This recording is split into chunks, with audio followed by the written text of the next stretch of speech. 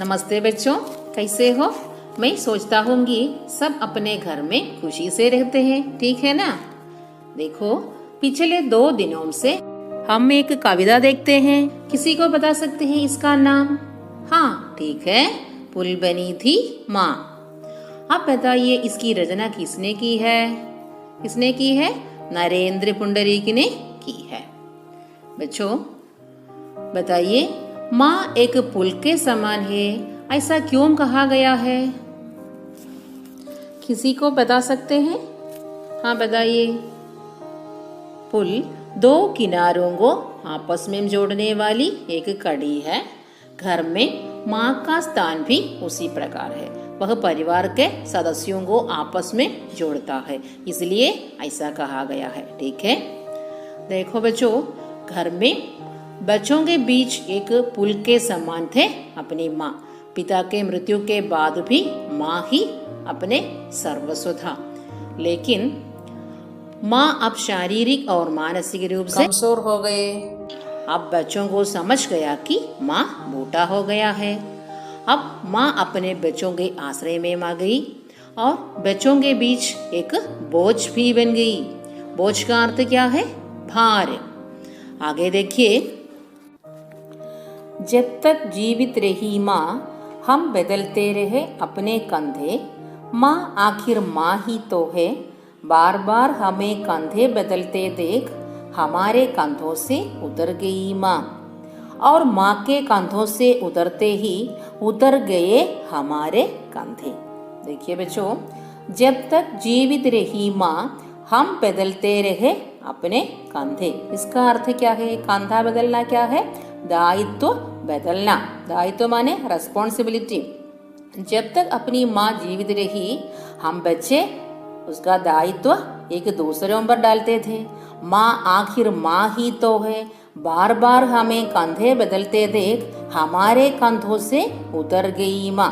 कंधों से उतरना माने क्या है? कंधों से उतरना, मर जाना। माँ आखिर माँ ही तो है, इसका अर्थ क्या है? माँ की विशेषता क्या है? बताइए, किसी को बता सकते हैं? हाँ, माँ अपने बच्चों को प्यार और दुलार से भरती है ना?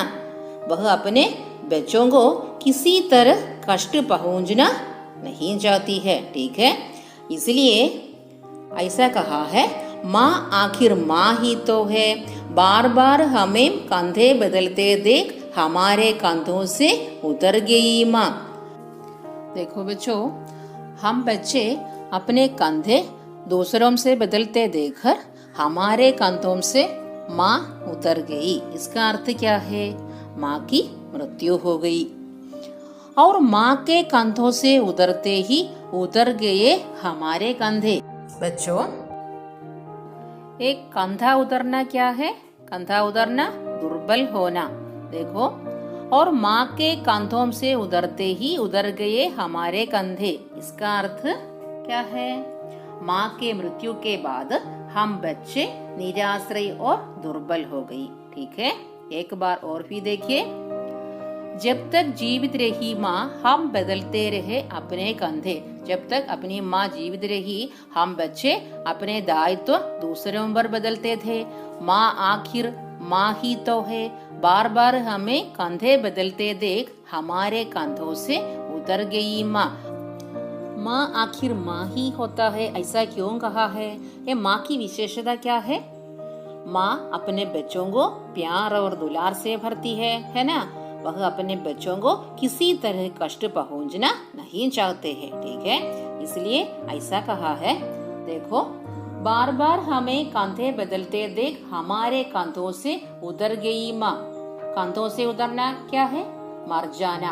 हम अपने बच्चे उत्तरदायित्व दूसरों पर डालते थे, ये देखकर माँ अपने कंधों से ही उतर गई, अर्थात माँ की मृत्यु हो गई। और माँ के कंधों से उतरते ही उतर गए हमारे कंधे। ये क्या है? इसका आशय क्या है? माँ के मृत्यु के बाद हम बच्चे निराश्रय और दुर्बल हो गए, ठीक है? बच्चों, ये कविता कैसी है? सबको पसंद हुई है? देखिए बच्चों, नरेंद्र पुंडरी की एक कविता माता के प्रति अपने मन की गहरी संवेदना व्यक्त करती है। मैं सोचती हूँ कि सबको इसका आशय समझ गया है। अब मैं कविता का पूरा आशय एक बार बताती हूँ, ध्यान से सुनिए। माँ भाइयों के बीच पुल बनी थी, पुल दो किनारों को आपस में जोड़ता है। माँ परिवार के हर सदस्य को आपस में जोड़ने वाली कड़ी रही। इस माँ रूपी पुल से बच्चों की जिंदगी रूपी रेलगाड़ी बेरोक टोक चलती रही। पिता के चल बसने के बाद भी भाइयों के बीच माँ पुल बनी रही। माँ धीरे धीरे टूटने लगी, यानी मानसिक रूप से वह धीरे धीरे कमजोर होती गई। उसके शरीर पर बुढ़ापे का असर दिखने लगा, वह शारीरिक रूप से भी कमजोर होने लगी थी। आगे देखिए, एक ही बात को माँ बार बार कहने लगी।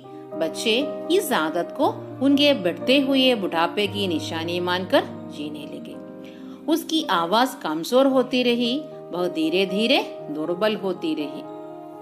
बच्चों के प्रति प्यार और दुलार से रहने वाली माँ एक दिन बच्चों के आश्रय में आ गई। धीरे धीरे बच्चों के सशक्त कंधों में माँ बोझ बन गई। जब तक बूढ़ी माँ जीवित रही, बच्चे माँ की देखरेख की जिम्मेदारी एक दूसरे के कंधों पर डालते रहे।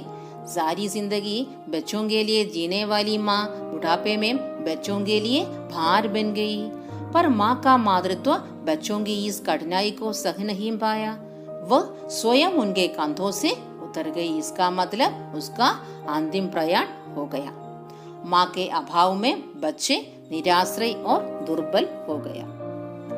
Students, today we see the last part of the poem Pul Bani Thi Maa, written by Sri Narendra Pundarik. The children began to think the mother who was the bridge between the children was getting old. The mother began to say the same thing over and over again. The children saw this behavior of this mother as a sign of old age. The mother became physically and mentally weak. The mother who had loved and cared the children thus became a burden on the shoulders of the children. As long as the old woman lived, the children took turns taking care of the mother. But the mother could not bear the sufferings of the children. She herself descended from the shoulders of the children. That is, she set good life to her life. But in the absence of the mother, the children became weak and helpless.